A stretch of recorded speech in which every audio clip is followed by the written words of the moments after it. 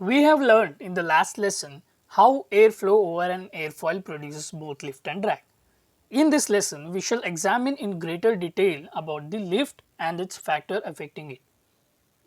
The aerodynamic forces of both lift and drag depend upon the combined effect of many variables, the most important being the airstream velocity v, which when combined with air density rho determines the dynamic pressure. The formula for which is half rho v square. This is the common denominator of aerodynamic forces. Since the magnitude of pressure distribution depends upon the energy given to the airflow, we have the kinetic energy equals half mv square. The shape or profile of an aerofoil and angle at which the airflow meets it is called angle of attack together determine the pressure distribution, and thus the coefficient of lift and drag can be determined. Larger the surface area for a given pressure differential, the larger and the greater be the force generated. The compressibility stats become significant above 300 knots.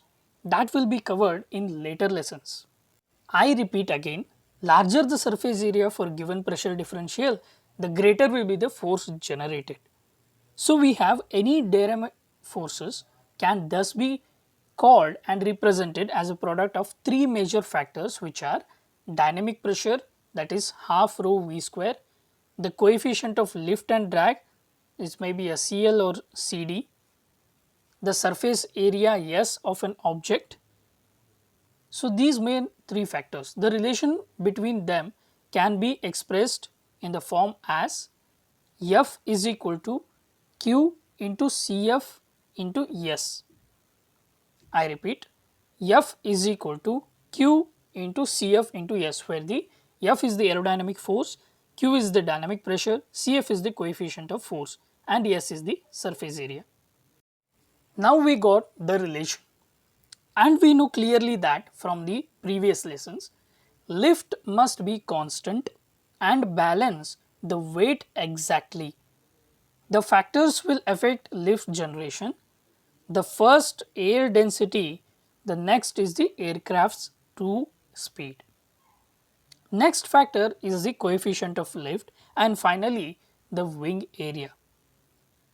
So the dynamic pressure depends upon the air density and aircraft true air speed and the kinetic energy of airflow.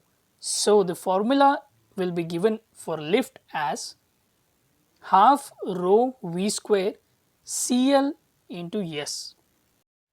During this lesson, we are clearly understanding that CL is determined by angle of attack, but it's also affected by the wing shape. There is a direct relation between the density and the true airspeed that an aircraft will achieve for a given IAS, usually connection with the change in altitude. Since density decreases as the altitude increases, considering the ISO atmosphere in which density at 40,000 feet is quarter the mean sea level density. Now the important question is what I have to change to maintain the constant lift, but it is not practical to change the wing area. So since the dynamic pressure must be maintained, if one element drops, the other, the density and the other TAS must rise in this case.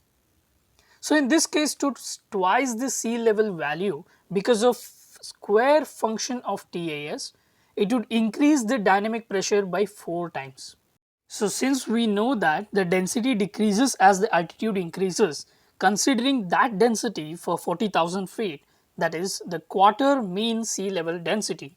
To compensate all these factors and to answer what I have to change to maintain the constant lift is the only one for the 4-4 drop in density.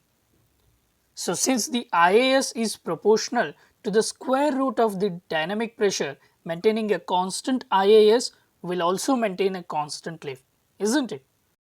The formula can be used to look at the relation between the speed and angle of attack at which the constant altitude is maintained. So as the speed rises, the CL must be reduced to maintain the same total lift by reducing the angle of attack. If the IAS is doubled here for 150 knots to 300 knots, the TAS also doubles by increasing the dynamic pressure by 4 times. If it increases by factor of 4, then to maintain the same lift at constant CL must be reduced by the same factor. Simply we can say that to understand easily, TAS is proportional to IAS at constant altitude, but this is not true above the Mach 0.4. The lift formula can be transposed to calculate variables. For example, if the speed increases by 30% of minimum level flight speed, what is the new CL obtained as a percentage of the CL maximum? So, for this type of questions, we can understand when transposed becomes CL is equal to L divided by half rho V square into S. Since density and the lift and the wing area are constant, CL is inversely proportional to the V square. That is, 30% above can be written as 1.03, so that 1 divided by V square becomes 1 divided by 1.3 square. This is automatically equals to 1 divided by 1.69, which is 59%. So, while flying at 30% above the mean level flight, the CL is 59% of CL maximum. This is the meaning of the problem.